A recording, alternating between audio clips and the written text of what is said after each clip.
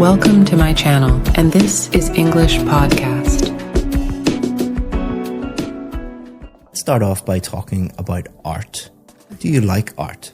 Growing up, a way to express myself and just generally showing my emotions through whatever medium that I choose.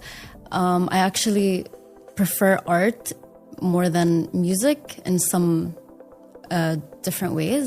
I like to paint, and I like to see people how they express themselves as well through their art. So yeah, I do love art. Do you think that art classes are important in school? I actually feel like art is very subjective. Teaching basic theories about art and stuff like that, I feel like, yes, it is sometimes necessary so people can understand, let's say, basic concepts such as color theory and whatnot. However, I don't feel like following a certain concept or how to draw this or how to draw that is quite necessary. Like, I feel like your own creative mind can go in whatever direction you want it to go to. Who are your favorite artists? So my favorite artist in terms of the music industry, I would say Rihanna. I love her music. I love, like, every time I put it on my car and I'm driving, I just love listening to her music because it literally changes my mood. And I love sharing that experience with my friends as well. So she's tops my favorite artists. Now let's talk about animals. Do you have a pet at home? I actually have two pets. They're both cats. I love animals, but specifically cats. I love everything about them. So I have two cats. One, her name is Nooni. The other is Tuti. And Nooni kind of describes me as a person. Like, we kind of share the same behaviors. So she's very lazy sometimes. She's also introverted, I would say. I really love cats. I love how fluffy and sometimes friendly they are. I also enjoy their company, just them being there. Would you like a different pet in the future? So I used to have ducks, 2 ducks. And unfortunately, I had to give them up to shelter because I felt like I couldn't properly take care of them in my house. So in the future, I really hope that I could revisit that memory of taking care of my ducks. So hopefully in the near future, maybe if I'm fully settled in my own house, I would love to have 2 more ducks. And do you prefer cats or dogs? Definitely cats. Like, I think it's because I come from like a Muslim family, so we kind of have like a taboo or like an idea of dogs, like it's not clean, it's not, so cats are just the way to go. Like, I love cats, their personality, the way they look, the way they act, everything about them. Now let's talk about reading. How often do you read books? Back in middle school, I used to be so into books. It was basically my personality trait. I really, really enjoyed, like, I had my alone time is just spending my time reading books. And at one point, my family just told me, like, get out of the house. Like, what are you doing? And even if I did go out of the house, like, I would just carry my book everywhere I go. As of recently, I kind of fell off of that habit of reading constantly because just with everything happening in my life, I can't keep up. But I would say once every 2 months, I would read books. What book would you recommend to a friend? So I would recommend All the Bright Places. I forgot the name of the author, but I think that book really depicts what a teenager would go through. Like I said, I used to read back in middle school and also in high school. So I felt like that book really spoke to me. I really related to that book, and I would recommend it to a friend because I generally feel like it kind of relates to, you know, the adolescents or teenagers in general. Do you prefer to read ebooks or paper books?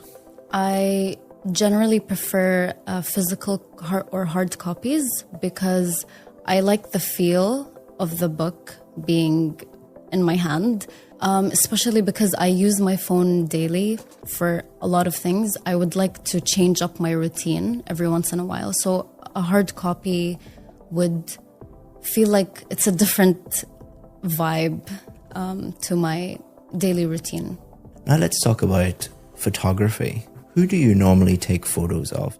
Whenever I go out or step outside the house, I love taking pictures of whether it's of my friends, my family members, or cats.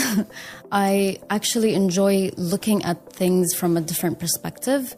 So let's say just like the book on the table or the light or even just a bird from afar. I like taking pictures to show people, like through my eyes, what I see or how I view the world. Do you ever put any of your photos in frames? I've actually never thought about that. I've never done that before. It's actually interesting because I've seen a lot of people do that online where they print out their Polaroid pictures or like a physical copy of pictures that they've taken before and they framed it. And actually, I think I've seen my friends do that before. So, I mean, why not? Maybe once I move out. When you are on holiday, do you prefer to send postcards or do you prefer to take photos and send them to people? I've never done the postcards thing before. I feel like it's kind of outdated, but I wouldn't mind doing that or start doing that in my vacations. But I usually just take photos and send it on WhatsApp. Let's say my family group, I send it just to show them like what I've been up to in my vacation. So yeah, just photos. I would like to talk about the author or the writer that I would like to meet in the future. Unfortunately, she passed away, but the writer is Jane Austen. She is the writer of Pride and Prejudice, which is the current read that I'm reading right now. The reason why I would like to meet her is because of how during her time, which is around 1700s or 1800s, I was always interested in like the Victorian or like how they were in the past. The way they dress, the way they talk, especially because people in the past spoke differently, like the language or the words that they used were very different. Right now, I'm reading one of her books, Pride and Prejudice, and sometimes I have to Google what she's saying. Like, I don't understand what she wrote. It's very interesting the way she writes or like the language that she uses describing her, like the setting, the story setting. I really enjoy it. And I would like to find out about her lifestyle specifically because, again, I'm just very interested or intrigued about the idea of like living in that era of where the time that she was still alive. Why I would like to meet her is because I'm, again, very interested in how she speaks or how she spoke and the language or language that she uses. Okay, well done. That's the end of the 2 minutes. So we've been talking about a writer that you would like to meet, and we're going to continue to talk about reading in section 3. What kind of books are most popular with children in your country? In my country, to be honest, I'm unaware of. I don't know that much, but when I was a kid, I used to like Dr. Seuss. Even now, sometimes if I see Dr. Seuss online, I would just skim through it because I like how it rhymes. It was just fun to read, to be honest. Why do you think that some children don't read very often? So I'm a firm believer in terms of how parents reinforce their children. So when it comes to, like, I've personally seen how parents act with their children, giving them iPads or like just letting them watch TV. So I believe that if parents enforce their children to read more books or encourage them to start reading together, that would be a fun exercise to do at home. Other than that, I feel like the parents are usually the biggest reinforcers. Now let's talk about reading for different purposes. Do you think that speed reading is a useful skill to have? I do think that it is a useful skill. So for me, I read really slow. Like sometimes I have to reread a paragraph because I couldn't just decipher what it was saying. So I feel like in terms of like high demand jobs where they need to get a lot of things done on time, so speed reading could be a useful skill. Some people believe that reading novels is more interesting or more enjoyable than reading non-fiction. Why do you think that is? So I feel like reading just generally could give you a timeout from everything. I would understand why people would prefer fiction over non-fiction, because just in your daily life you're experiencing a lot of, draining energies around you. So when it comes to your alone reading time, you get to experience, or I guess be creative in your imagination. So yeah, that's why I think fiction books are more popular. Recently, many bookshops have had to close because of competition from online bookstores. Do you think that's a good thing or a bad thing?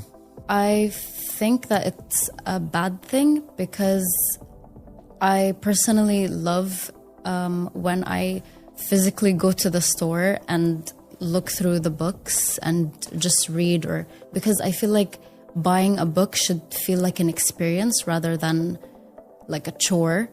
So buying it online diminishes that experience overall. So yeah, I feel like it is a bad thing that the physical stores are closing and online stores are overtaking. Let me give you some feedback on your performance. So you're hoping to get a band 9, and I'll go through the 4 marking criteria. So pronunciation, fluency and coherence, grammar and vocabulary. So let's start off with your examiner will be thinking about 2 things. One will be clarity. Can he or she understand everything that you're saying? And I can understand 100% of what you're saying. Every word, every syllable is extremely clear. The examiner is not really thinking about accents or anything like that. What they're thinking about is, do I understand you? I can understand you 100%. So that's excellent. The examiner will also think about higher level pronunciation features such as intonation. Intonation is when our voice goes up and our voice goes down. We use that to convey meaning, and you do that very, very naturally. You also use connected speech and sentence stress and word stress very, very well. So good start with the pronunciation. Let's move on to fluency and coherence. Coherence is, did you answer the question and did you develop your answers enough? Did you give enough information and really dive into the topic? For part 1, you really did. You nailed every single question. You answered it appropriately. You developed it enough. Part 2, you're talking about Jane Austen. You would be fine for this one. It was describe a writer you would like to meet. Hypothetically, we could meet someone who's passed away. Just be very careful on test day. Make sure that you're really, really focusing in on that topic. For that one, I don't think any examiner would say, oh, you can't meet Jane Austen, so let's mark you down. Because it's kind of one of those questions, who would you like to meet, alive or dead? So you would be fine, but just be careful on test day. Part 3, you did answer each question. However, you could have shown the other side of some of the things. So, for example, why do you think some children don't read books very often? So you said it's because of the parents. Are there any other sides to that? Is it because of maybe you could talk about children, maybe they're distracted with other things? You did mention that. I'm being overly critical just to make sure that you do get the highest mark. But also some of the other questions, could you have shown the other side of the argument? Could you maybe have thought of different ideas and explored different ideas? The way that you did answer it, I think would be absolutely fine. But on test day, towards the end of the test, students are often tired, stressed, they just want it to be over. And on test day, you might just pick an answer, pick an idea, answer it quite quickly without really knowing that you're answering it quickly. And then if you do that for all questions in part 3, it could affect your score. For this one, I don't think it did. I'm just being really, really cautious. A good way to answer those questions is, okay, what do I think? What would someone who disagrees with me think? Explore the topic a little bit more. If you can, you don't have to do it for every answer, because what will happen is if you try to think too much, it could affect your fluency. So you could be like, I don't know. And then that will affect your fluency a little bit. Overall, your fluency was excellent. In part 3, you could tell when you were thinking. Generally, when people pause and hesitate a little bit, it's because they're thinking a lot more.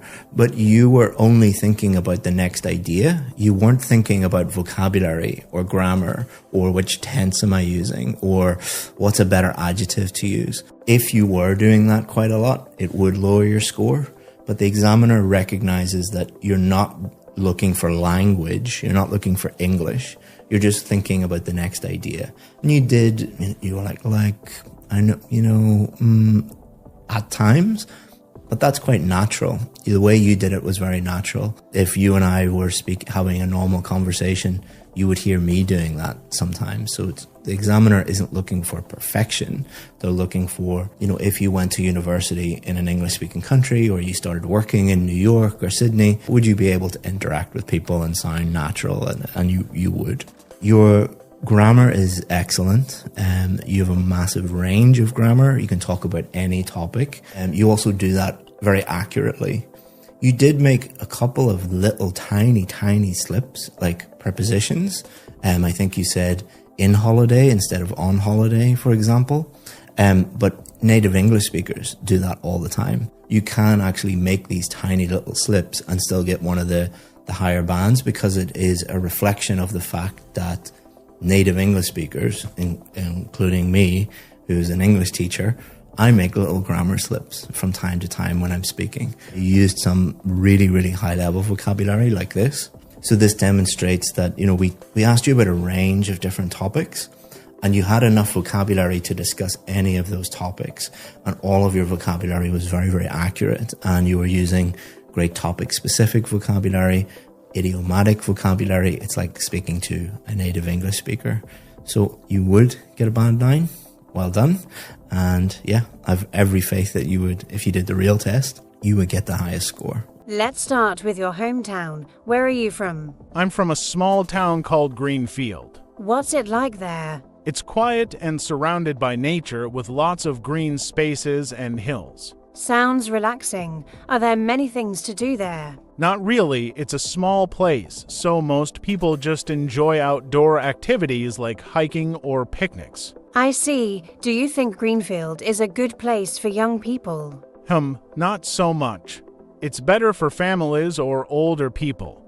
Young people usually move to bigger cities for work or entertainment. Why do you think that happens? Well, there aren't many job opportunities or exciting places to hang out like malls or cinemas. That makes sense. How about the weather in Greenfield? It's pretty mild. Summers are warm and winters are cold but not freezing. Does the weather affect how people live there? Yes, I think so because the weather's nice. People spend a lot of time outdoors. Do you like spending time outside too? Yes, I enjoy hiking and walking in the nearby forest. It's really peaceful. That sounds nice. Would you say Greenfield has changed over the years? A little. There are more houses and shops now, but it still feels like a small town. Do you think these changes are positive? Mostly, yes. It's good to have more facilities, but I hope it doesn't lose its quiet charm. That's a good point. All right, let's move on to your hobbies next. All right, let's talk about your free time now. What do you usually do when you're not studying? I enjoy reading books, listening to music, and sometimes going for walks in the park. That's nice. What kind of books do you like to read? Mostly fiction, especially mystery novels. I like stories that keep me guessing. Interesting. Do you have a favorite author or book? Yes, I really enjoy books by Agatha Christie. The Murder of Roger Ackroyd is probably my favorite. A classic choice. Why do you think you enjoy mysteries so much? I think it's because they're engaging and make me think. I like trying to solve the puzzle before the characters do. That's great. How about music?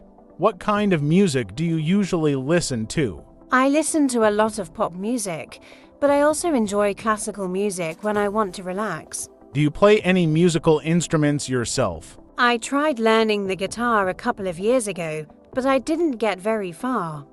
I still want to give it another try someday. That's a good idea. Do you think having hobbies like reading or music is important for students? Yes, I think it helps you relax and take a break from studying.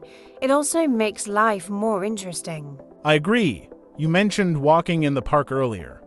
Do you enjoy spending time in nature? Yes, I really do. It's refreshing and helps me clear my mind. How often do you go for walks? At least a couple of times a week. There's a park near my house, so it's convenient. That's great. Do you prefer spending your free time alone or with others? It depends. If I'm reading, I like being alone. But for other activities, like going out or watching movies, I prefer being with friends. Do you and your friends ever try new activities together? Sometimes last month we tried cooking together. It was really fun, even though none of us are very good at it. That sounds like a fun experience. Do you think it's important to try new things in your free time? Definitely. It keeps life exciting and helps you learn new skills or discover new interests. Very true. If you had more free time, what would you like to do? I think I'd like to travel more. There are so many places I want to visit, even just within my country. Where would you go first? Probably the mountains. I've always wanted to try hiking in a more challenging area. That's a great goal. All right. I think we've covered a lot. Let's move on to the next section.